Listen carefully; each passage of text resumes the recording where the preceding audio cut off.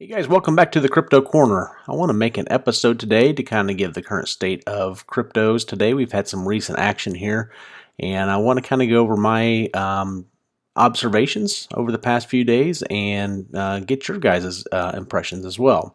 Today's February 20th, 2019, and in the past few days, we had some pretty serious movement. Okay, so we started this run. This is the Bitcoin Daily on February 8th. So we had a massive spike in price. We had a slight retrace down here, and then we also had another spike in price on the 18th. Now, if you remember from our last video that we made, I think we made a video around the 14th or 15th. I don't remember which one. And we discussed that this action right here very well could happen, and it did. And we discussed that this was appearing to be a bull flag, and the way that you measure a bull flag is you take the measurement of the actual flagpole itself, you take this and you take this for the run up from that price, and then that would be your new flagpole, and that's pretty much exactly what happened. So this move was not surprising. If you will recall from the last video, I said if we were to break from this formation, we could come up and retest this downtrend channel and also possibly test this $4,000 to $4,100 range.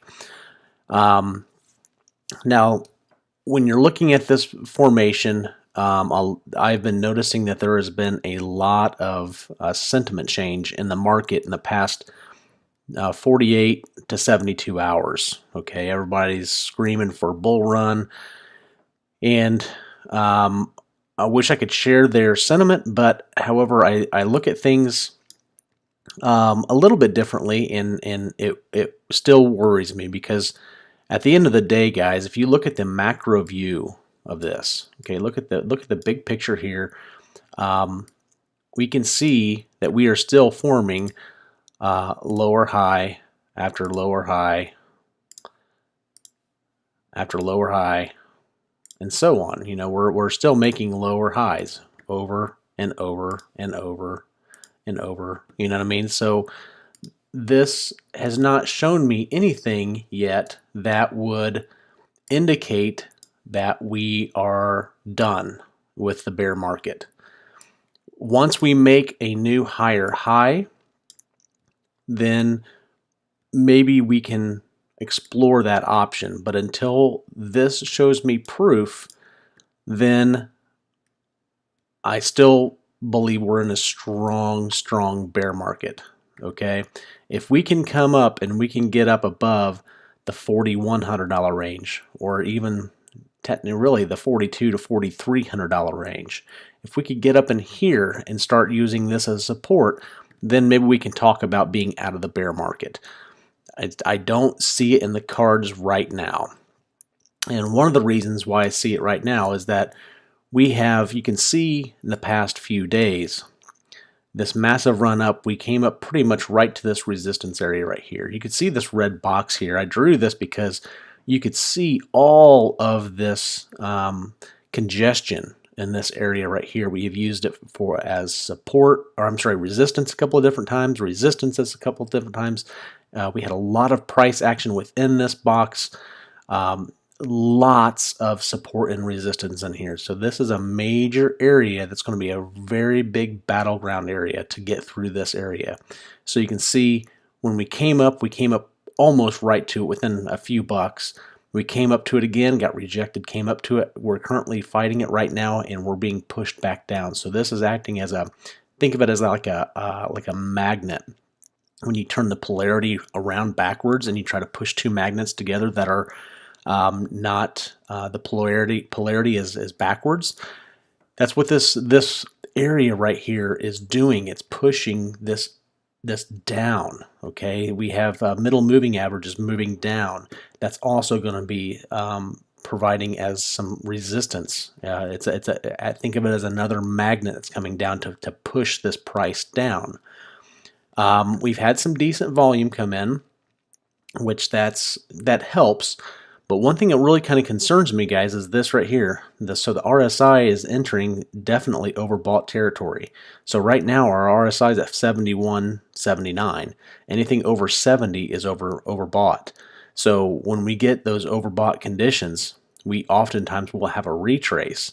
So if we were to, let's say we just use this recent move here, and we were to have a retrace, then likely the $3,700 range would be the retrace area. I don't see it right now. Maybe we will, but you know, it's hard saying. But to get this RSI back down to where we need to be, we need to retrace down to the 618, which would be that $3,700 range, which would get that RSI back towards the middle of the ground, so we could maybe make another push to go higher. I just don't know. It's so hard to tell right now. That's why I put this red box here, and I wrote be careful here, because this is an area that we've tested and tested and tested and tried and tried and tried, and we haven't been able to really break through it to get any higher. Okay, now let's not not lose sight of these green lines here. We've talked about these several times, that this channel right here is our price action zone. Okay, so we are currently still trading within this zone that it has been respecting since November, right? So be very cognizant of this price channel here, as well as this little smaller price area right here, this little resistance box. So be very careful. Watch that RSI. When you see that RSI get up above 70, you really need to kind of start watching. On the flip side, you also need to watch for RSI to go down. You know, we've discussed this back in our capitulation video. You know, our RSI got down to 9, almost, you know, yeah, it was about 10, 9.8. That in the history of Bitcoin, I don't think it's ever happened that low. Let's go to a different chart that has a longer, more data, has longer data. I don't think it's ever been that low. If I remember from my last video, I think I actually looked for this to ever happen, and I don't think it ever has. Down to 9. 22. Even in our last bear market on our capitulation candle, we only got down to 19. So yeah, guys, you can see that RSI getting that low down to 9 was very significant.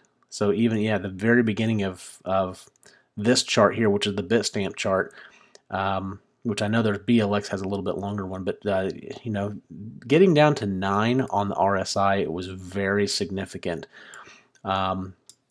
I wish I had been paying more attention to that when we made that move down, but at the time I didn't really pay much attention to it. And look, hindsight's always 20/20, but I see that now, and I think, wow, that was pretty oversold. That would have been a great area to start buying, is in that area right there. But you know, you live and learn, right? That's what this channel is all about, is learning. So keep that in mind when you see that oversold or overbought territory. Be very, very careful right there. So let's talk about Litecoin. Litecoin's kind of a different beast right now. It's acting a little bit differently, but it's kind of not. So with Litecoin, we are still in a massive downtrend. However, you can see that it appears that we've kind of started making an uptrend, right? So since about the middle of December, we started forming higher highs on the daily, and not really making new lower lows.